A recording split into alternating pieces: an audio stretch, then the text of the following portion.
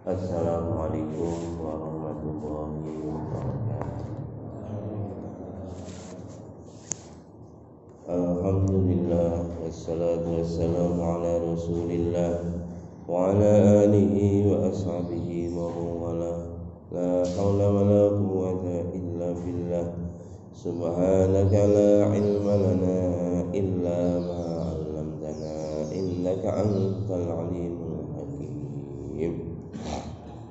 Ridha ilahi ta'ala wa ala niyatina salihah lidaf'il balaya al-fatihah. A'udzu billahi minasy syaithanir rajim. Bismillahirrahmanirrahim. Alhamdulillahi rabbil alamin. Ar-rahmanir rahim. Maliki yaumiddin. Iyyaka na'budu wa iyyaka nasta'in. Ihdinas siratal mustaqim. Siratal ladzina an'amta 'alaihim ghairil maghdubi 'alaihim waladdallin. Amin. أعوذ بالله من الشيطان الرجيم. إذ قال الله يا عيسى إني متوفيك ورافعك إلي ومطهرك من الذين كفروا وجاعل الذين اتبعوك فوق الذين كفروا إلى يوم القيامة ثم إلي مرجعكم فاحكم بينكم فيما كنتم فيه تختلفون. Ini artinya, tapi Pak Julban dibaca artinya Pak Julban. Ingatlah ketika Allah berfirman, wahai Isa, aku mengambilmu dan mengangkatmu kepadaku, serta menyingkirkanmu dari orang-orang yang kafir dan menjadikan orang-orang yang mengikutimu di atas orang-orang yang kafir hingga hari kiamat. Kemudian kepadaku engkau kembali, lalu aku beri keputusan tentang apa yang kamu perselisihkan. Ikhtalafal mufassiruna fi qoulihi ta'ala. Para ahli tafsir ini berbeda-beda mengenai tafsiran ayat ini mutawaffika wa rafi'uka ilayya. Jadi hati-hati ketika Allah berfirman. Jadi ini Allah memberitahu kepada kanjeng Nabi Agung Muhammad sallallahu alaihi wasallam bahwa Allah pernah berfirman kepada Isa, wahai Isa, sesungguhnya aku telah mewafatkan kamu. Bukan telah ya, aku Allah, zat yang mewafatkan kamu dan zat yang mengangkat kamu kepadaku. Ini ulama berselisih pendapat atau berbeda-beda di dalam menafsirkan ayat ini. Ini seolah-olah Nabi Isa itu meninggal terus diangkat ke langit. Kalau kita memahami mutawafika itu wafat itu artinya meninggal. Ini ayat ini seolah-olah mengandung makna bahwa sesungguhnya Allah mematikan Nabi Isa, kemudian Nabi Isa diangkat ke langit menghadap Allah. Kita lihat beberapa tafsiran para mufassir. Faqala Qatadah wa ghairuhu, maka berkatalah Qatadah sahabat wa ghairuhu dan selain daripada Qatadah, yakni di antara kalangan para sahabat. Menurut beliau hadza minal muqaddam wal muakhkhar. Ini adalah perkara termasuk bagian daripada muqaddam dan muakhkhar.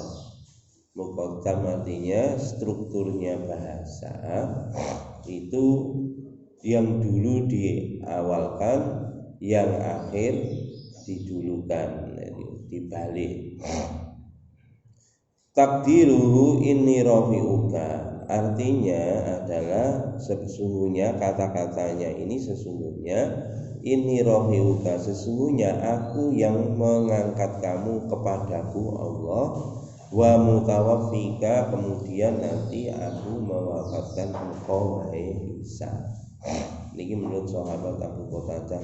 Jadi kenapa begitu? Karena mutawaffika biasanya kalau dalam struktur bahasa Arab perkara yang paling penting itu ditaruh di depan.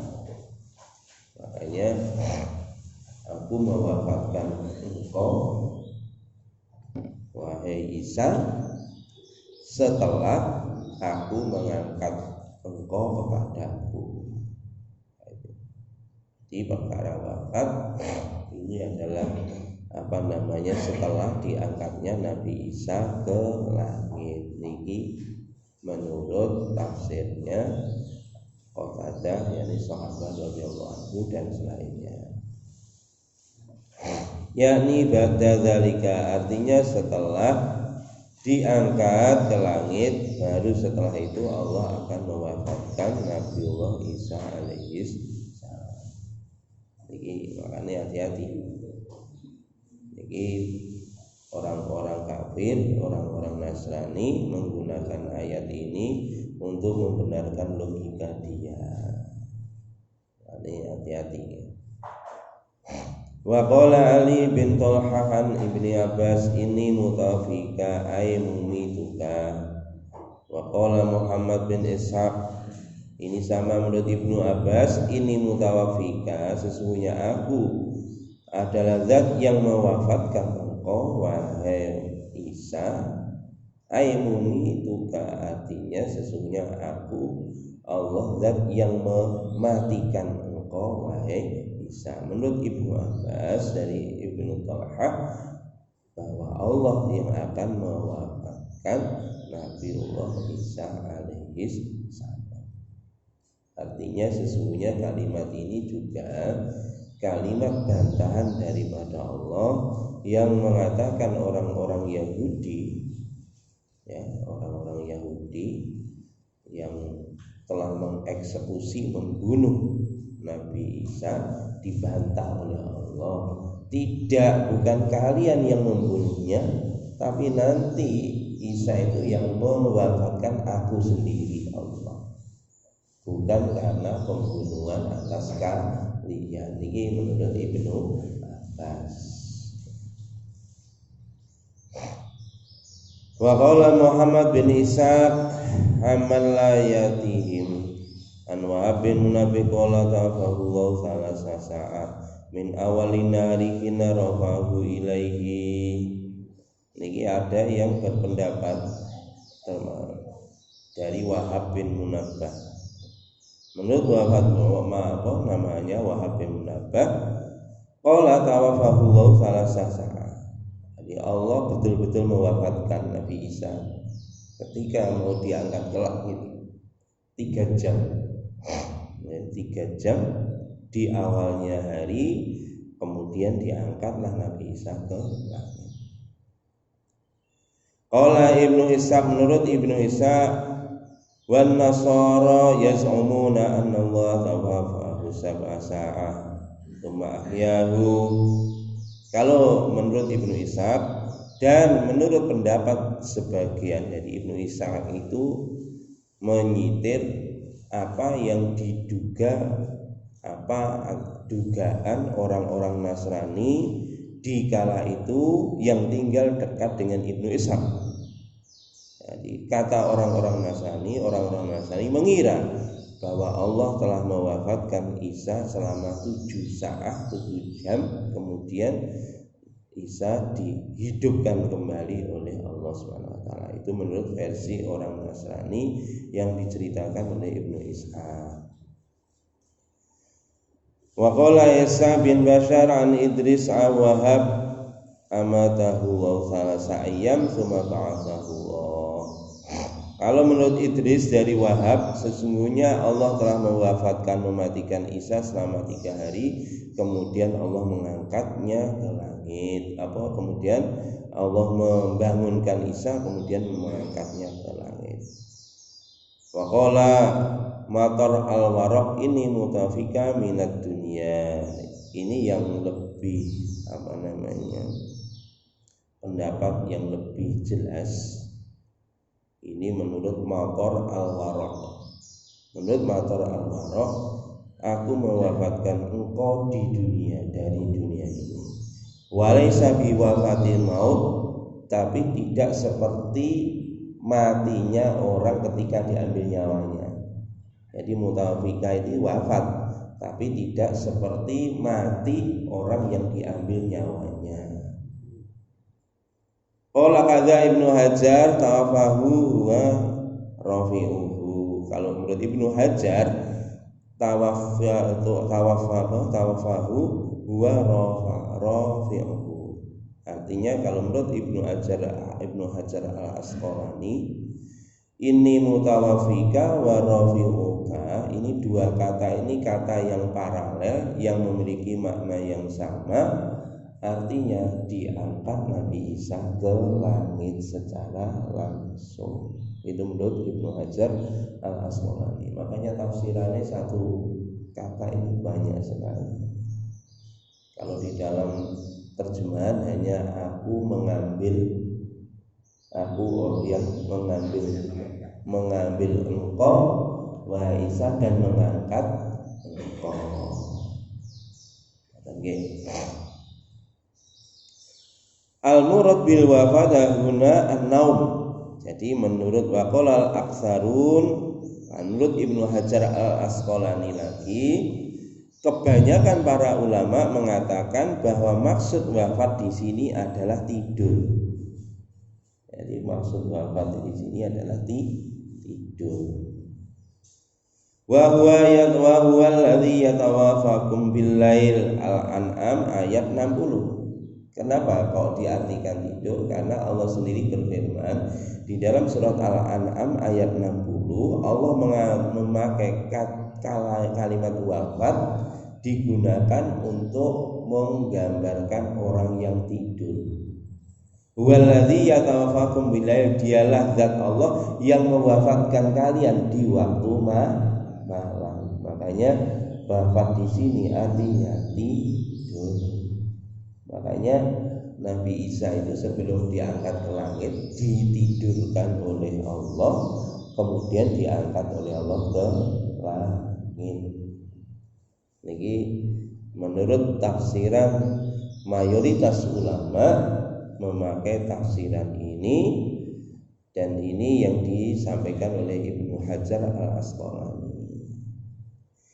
Wa qala ta'ala Allahu yatawaffal anfusu hina mautiha wallati lam tamut fi manamiha. Az-Zumar, di dalam ayat yang lain Az-Zumar ayat 42, Allah berfirman, Allah yang mewafatkan jiwa ketika dia matinya. Wallati lam tamut, dan juga Allah mewafatkan manusia ketika dia belum mati di waktu tidurnya. Jadi kalimat yatawaffa, nanti terjemahannya bahasa Indonesia wafat. Wafat itu, kata itu dipakai di dalam Al-Quran menggambarkan orang yang mati sungguhan dan juga orang yang mati sementara, yakni ketika tidur. Nah, tidur ini maksudnya mati sementara. Wa kana Rasulullah sallallahu alaihi wasallam yaqulu idza qama minan naum, makanya Nabi sallallahu alaihi wasallam bersabda ketika kita bangun tidur, doanya bangun tidur, alhamdulillahilladzi ahyana, segala puji bagi Allah yang telah menghidupkan kami, ba'dama amatana, setelah Allah mematikan kami, wa ilaihin nusyur, dan kepadanya lah, pada Allah lah kita nanti akan dibangkitkan oleh Allah Subhanahu wa taala. Makanya dongane bangun tidur itu ya segala puji bagi Allah yang telah menghidupkan kami dari mati kami yang sementara.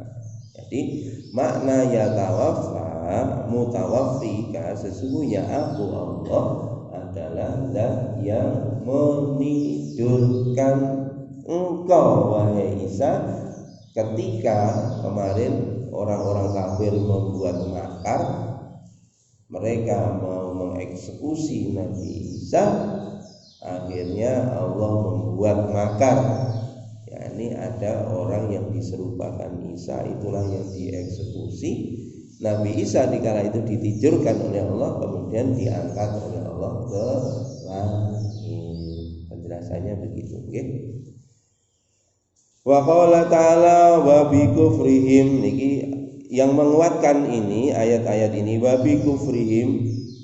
Ayat yang berikutnya bahwa Allah itu tidak mematikan Nabi Isa dikala itu, yakni di dalam surat An-Nisa 106 sampai 109. An-Nisa 106 109. Allah berfirman wa bi kufrihim wa qaulihim ala Maryam buhtanan 'azima wa qaulihim inna qatalna al-masiha Isa ibn Maryam rasulullah wa ma qataluhu wa ma salabuhu walakin syubbiha lahum ila qawlihi wa ma qataluhu yaqina barrafa'ahu Allahu ilaihi wa kana Allahu azizan hakima. Wa in min ahlil kitabi illa la yu'minanna bihi qabla mautih wa yawmal qiyamati yakunu alaihim syahida. Ini bisa panjang ya, 156 127.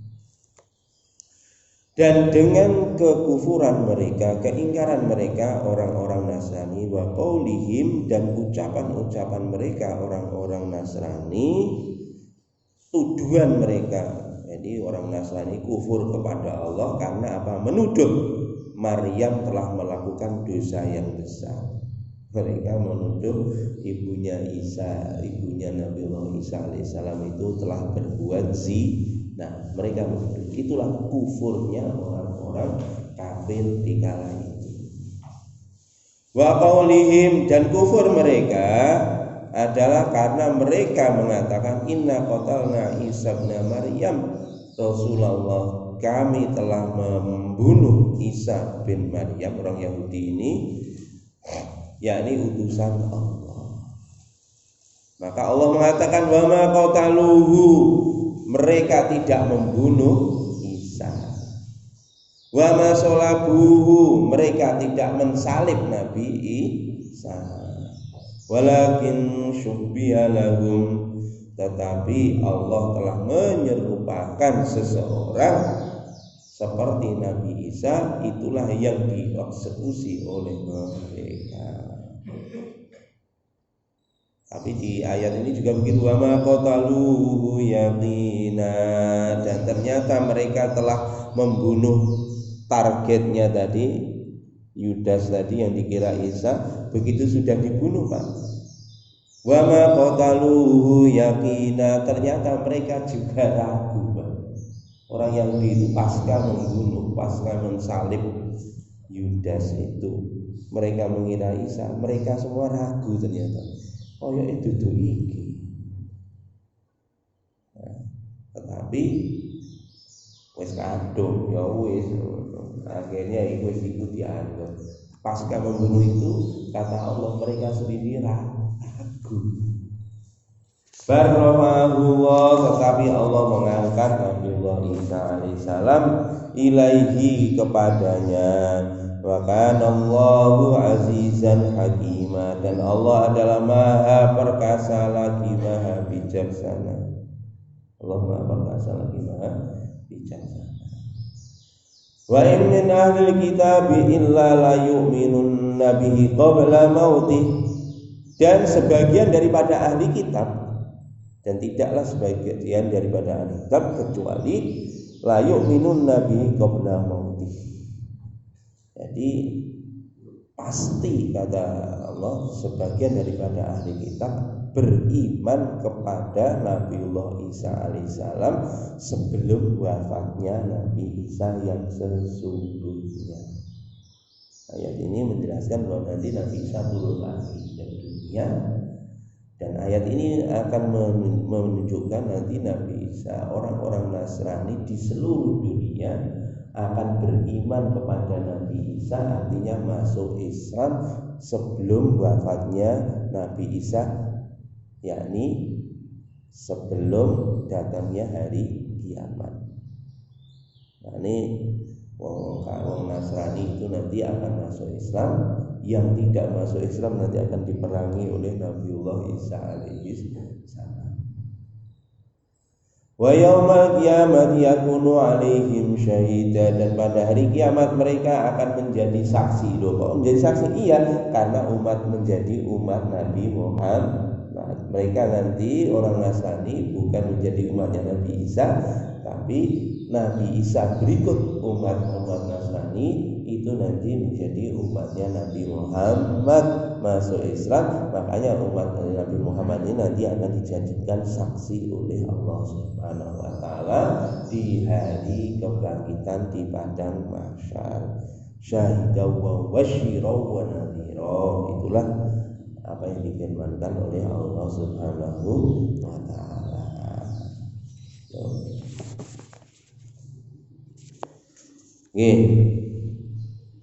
Wa dhamir fi qouli qabla mautih. Lah ini tadi kalimat qabla mautih aidun ala Isa alaihi salam, ai wa in min ahlil kitabi illa la yu'minun nabi Isa qabla mauti Isa wa dzalika hina yanzilu ilal ardi qabla yaumil qiyamati ala ma sayati bayanahu wa hina idin yu'minu bihi ahlul kitabi kullihim li'annahu yadha'ul jizyah wa la yaqbalu illa Islam. Jadi orang-orang Nasrani semua akan masuk Islam, yang tidak masuk Islam akan dimintai oleh Nabi Isa untuk membayar jizyah. Kalau nekat tidak mau masuk Islam akan dimintai jizyah, yang tidak mau diperangi oleh Nabiullah Isa alaihi salam.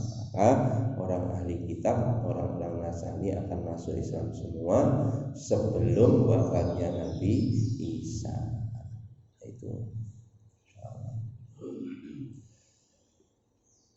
pun ini baru ini mutawafika wa rafi'ullah.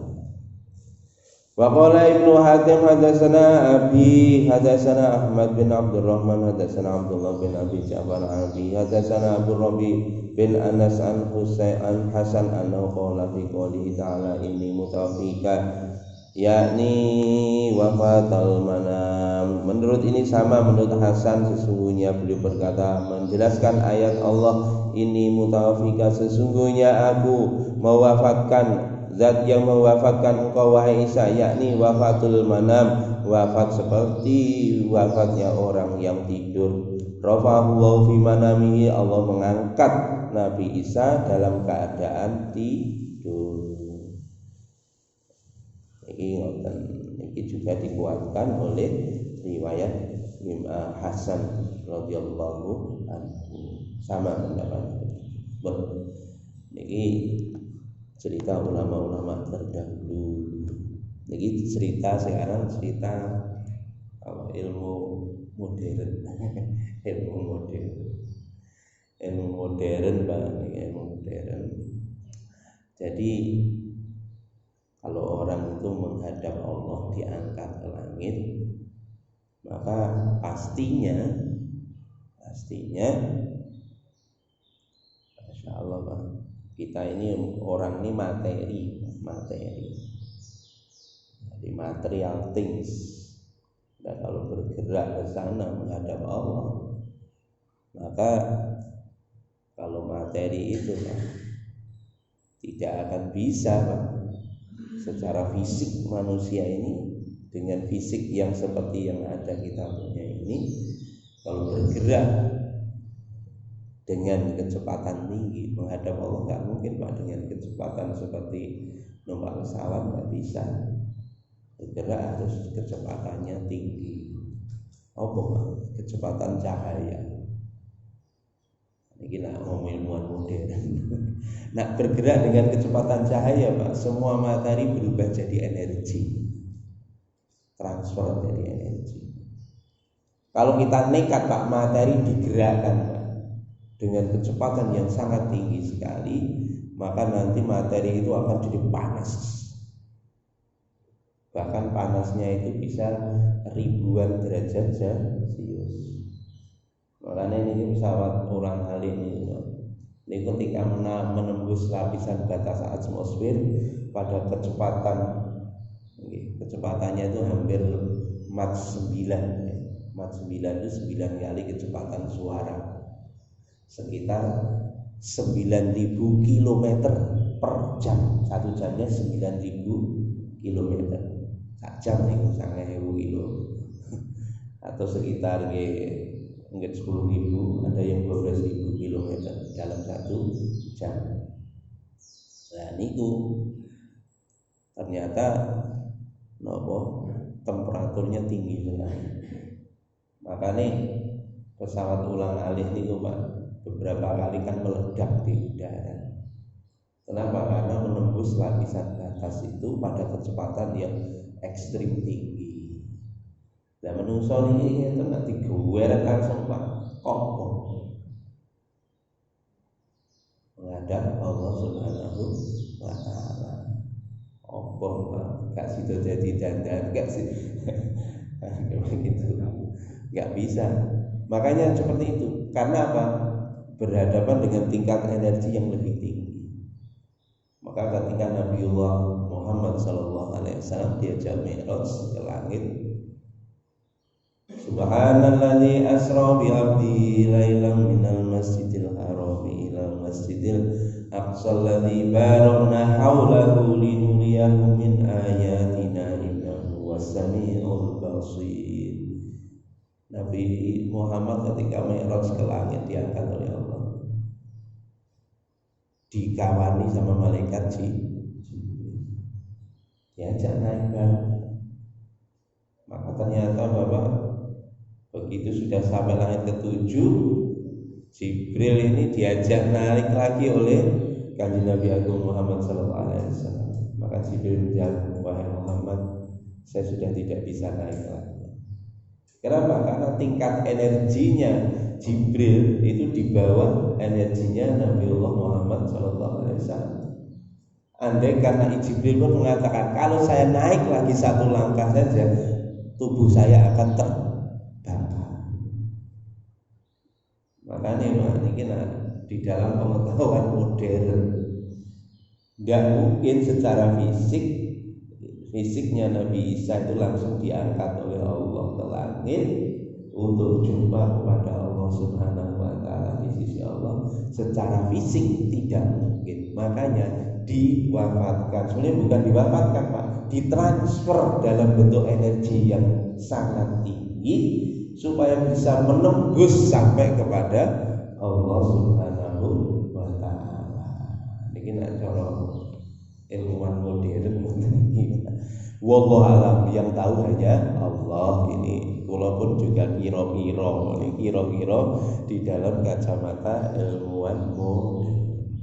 Dan Bapak, kalau orang bisa bergerak dengan kecepatan cahaya ini kalau tadi Mach 9, Mach 10 itu kecepatannya 12.000 km per jam. Nah kalau cahaya 300.000 km satu detik.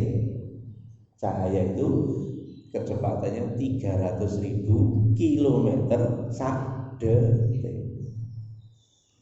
Makanya saat ini digunakan cahaya ini penting banget Pak. Gara-gara cahaya ini kita Pak. Jenengan ngeklik HP ini kok Amerika kono gak sampai 1 detik. Soalnya ini transmisi data itu melalui cahaya. Ini jenengan saat ini nanti nang omah duwe wifi nggih. IndiHome. Kabel ini nak jenengan pedot ora enak tembogone to kuwi. Kabel napa? Plastik ya, fiber serat kaca. Fiber optik serat kaca cilik banget kabel. Nek mriku sing dikirim senes aliran listrik. Sing dikirim niku cahaya. Makanya niku tekan Amerika Serikat niku Pak. Wong 300.000 kilometer sak detik, ya sak detik Pak. Kene Amerika lho gak sampai sak detik Pak. Oh tenang. Ini niku cahaya digunakan untuk transmisi data di seluruh dunia. Waduh niku canggih nggih Pak. Boten canggih niku.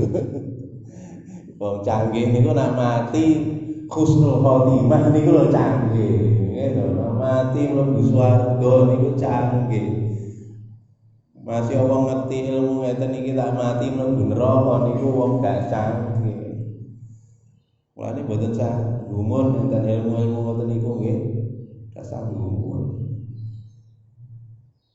Makanya yang paling penting kita persiapan untuk menghadap Allah Subhanahu wa ta'ala. Wa mutahhiruka minal ladzina kafaru, dan Allah mensucikan engkau wahai Isa dari kejahatan orang-orang kafir. Disucikan, dibersihkan, dijauhkan. Jadi belas Nabi Isa gak tersentuh oleh orang kafir, kejahatan orang kafir saat itu yang berskenario mau membunuh Nabi Isa. Belas gak kedemek. Ai bi rafi iyyaka ila samai. Ai bi rafi yakni dengan cara aku angkat. Jadi aku mengangkat engkau ila samai ke langit. Wa ja'ilul ladzina tabauka fawqal ladzina kafaru ila yaumil qiyamah. Dan aku Allah menjadikan mereka yang mengikutimu wahai Isa fawqal ladzina kafaru, di atas orang-orang kafir, ila yaumil qiyamah, sampai pada hari kiamat. Ketika diangkat ke langit, Allah kemudian menjadikan umatnya, pengikutnya Nabi Isa di atas orang-orang kafir sampai hari kiamat. Napa Pak maknanya di atas orang kafir sampai hari kiamat? Ini di lokasi di ceritanya panjang. Terus sampai jam 6 menit. Ya segala dawuh meneh. Wa hakadha, ini Pak. Wa fa innal masih alaihi salam lamma rafa'allahu ila samai tafarraqa ashabahu syi'an ba'dahu faminhum man amana bima ba'atsallahu bihi. Jadi ini tafsiran yang pertama Pak, nanti mungkin sebagian kita lanjutkan minggu depan. Jadi pengikut Nabi Isa ketika pasca ditariknya, diangkatnya Nabi Isa ke langit, maka pengikutnya Nabi Isa itu di atas orang-orang kafir sampai hari kiamat. Di atas orang kafir itu apa? Kejahilannya satu ya, kejahilannya di atas orang-orang kafir, kebodohannya. Kenapa? Karena kebodohan tafarraqat ashabu syi'an ba'dahu. Pengikutnya Nabi Isa akhirnya bercerai-berai menjadi beberapa kelompok, terpecah belah menjadi beberapa kelompok. Nanti Pak, gara-gara terpecah belah menjadi beberapa kelompok, nanti ada orang kafir mengendalikan kelompok kelompok itu. Maka qala ladzina kafaru. Ini akhirnya umatnya Nabi Isa pasca diangkatnya oleh Allah Nabi Isa ke langit, maka umatnya Nabi Isa di bawah kendalinya orang-orang kafir. Orang kafir saat itu siapa? Ya orang Yahudi, termasuk orang musyrik, termasuk orang ateis. Faminhum, kata kelompok-kelompok pasca diangkatnya Nabi Isa itu, faminhum man amana bima ba'atsallahu bihi ala annahu abdallah wa rasuluhu wa ibnu amatahu. Jadi sebagian ini masih ada yang lurus imannya. Jadi diterangkan ada yang sebagian yang lurus imannya.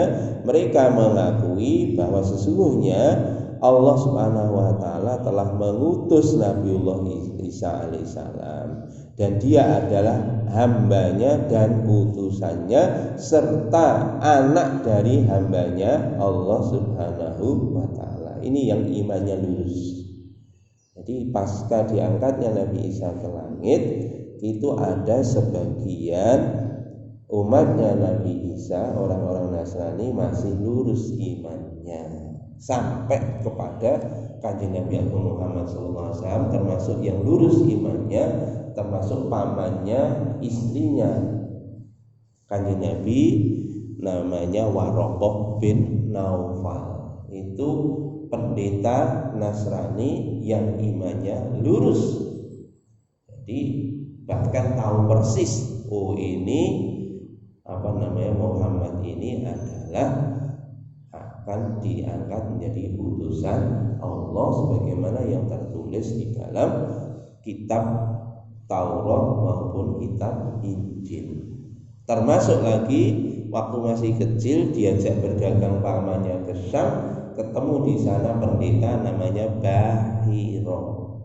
Bahiro itu juga imannya masih lurus.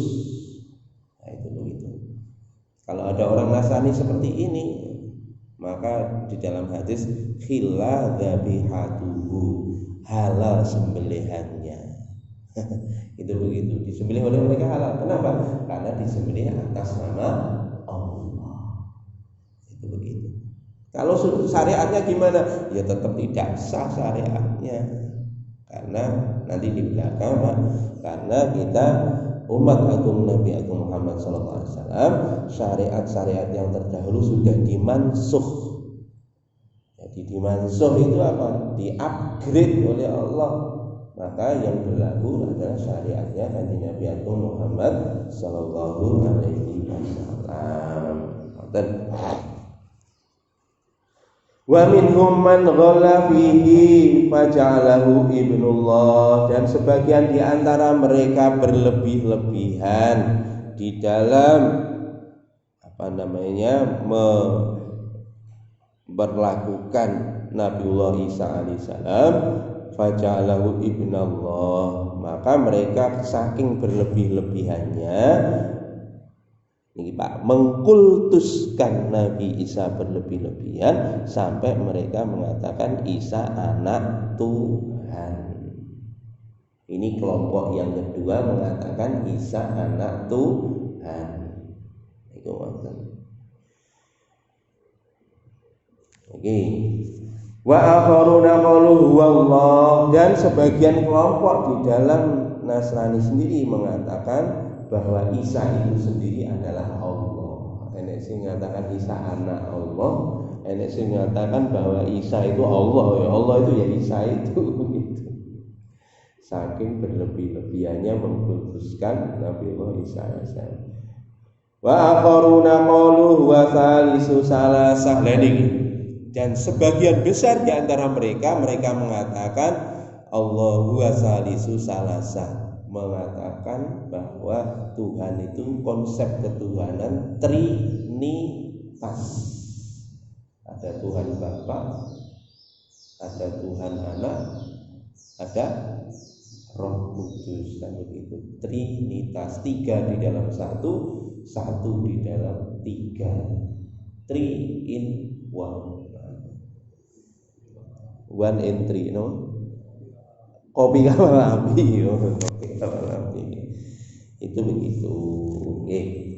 Wa qad hakamallahu maqalatahu fil Qur'an wa rada ala kulli fariqin wastamalu ala dzalika qariban min salasiniati sanatin. Jadi akhirnya Pak, kelompok inilah berkembang luas di seluruh penjuru dunia sampai akhirnya datanglah utusan Allah yang terakhir, kira-kira jarak dengan Nabi Isa dengan kanjeng Nabi Agung Muhammad SAW kita lihat jarak 300 tahun, di dalam riwayat 500 tahun. Akhirnya datang Nabi Muhammad SAW. Summa nabagha lahumul malaku min muluki. Ya, pasca tahun 300 itu Pak, setelah ini, jadi setelah Nasrani tercerai-berai 500 tahun berikutnya datang Nabi Muhammad. Tapi sebelum 500 tahun Pak, 300 tahun setelah itu maka datanglah orang kafir akhirnya yang mengacak-acak orang-orang Nasrani bahwa napa ini summa nabagha lahum malakun min mulki Yunani. Jadi datanglah seorang raja dari raja Yunani. Yuqalu lahu, namanya raja Yunani tadi Konstantin, raja Konstantin. Pada qala fi dinin Nasrani, maka raja Konstantin ini menyatakan diri masuk agama Kristen, agama Nasrani. Kila hailatul yufsidu. Akhirnya dengan kedatangan raja Konstantin dari Yunani. Dari Yunani inilah yang melakukan berbagai macam perubahan yang dahsyat terhadap agama Nasrani 300 tahun setelah diangkatnya Nabi Isa alaihissalam lagi. Apa di antara modifikasinya ini dijelaskan oleh Konstantin ini di dalam Ibnu Katsir ini. Konstantin ini merubah, termasuk yang menghalalkan babi. Jadi raja Konstantin inilah yang merubah itu Injil, di dalamnya dulunya diharamkan makan babi, akhirnya diganti babi hutan. Ini termasuk yang menginisiasi begitu. Bahkan yang meletakkan patung-patung di dalam gereja itulah Raja Konstantin sampai hari ini. Tradisi meletakkan patung-patung di dalam gereja itu adalah Raja Konstantin dari Yunani. Wallahu a'lam. Mungkin pembiasan atau penyelewengan yang dilakukan oleh Raja Konstantin inilah yang dipakai sampai hari ini. Di dalam riwayat yang lain, akhirnya gerejanya kalau sembahyang dihadapkan ke timur. Itu dulu begitu di dalam riwayat yang lain. Wallahu a'lam bishawab. Jadi itulah yang dimaksud orang-orang Nasrani itu di bawah kendali orang kafir sampai hari ini, yakni sampai hari kiamat. Dan itu sampai hari ini. Wallahu a'lam, sampai nanti datangnya Nabiullah Isa alaihissalam turun lagi ke dunia, baru nanti mereka akan kembali masuk ke dalam agama Islam. Wallahu a'lam bishawab. Nggih, ngaten mawon. Oke, ceritanya lanjut minggu depan. Mudah-mudahan Allah berikan taufik hidayah kepada kita sehingga diri kita ini dijadikan oleh Allah orang-orang yang mulia, dan kita bersyukur pada Allah dijadikan oleh Allah orang Islam. Dan inilah agama yang diridhoi oleh Allah Subhanahu wa taala, agama yang terakhir. Maka tolong dipegang erat-erat agama ini dalam segala kondisi. Pasti Allah akan selamatkan kita di dunia maupun di akhirat. Amin ya rabbal alamin. Demikian ada benar dari Allah dan salah dari saya. Saya tutup dengan doa subhanakallahumma wa bihamdika asyhadu an la ilaha illa anta astaghfiruka wa atubu ilaik. Assalamualaikum warahmatullahi wabarakatuh.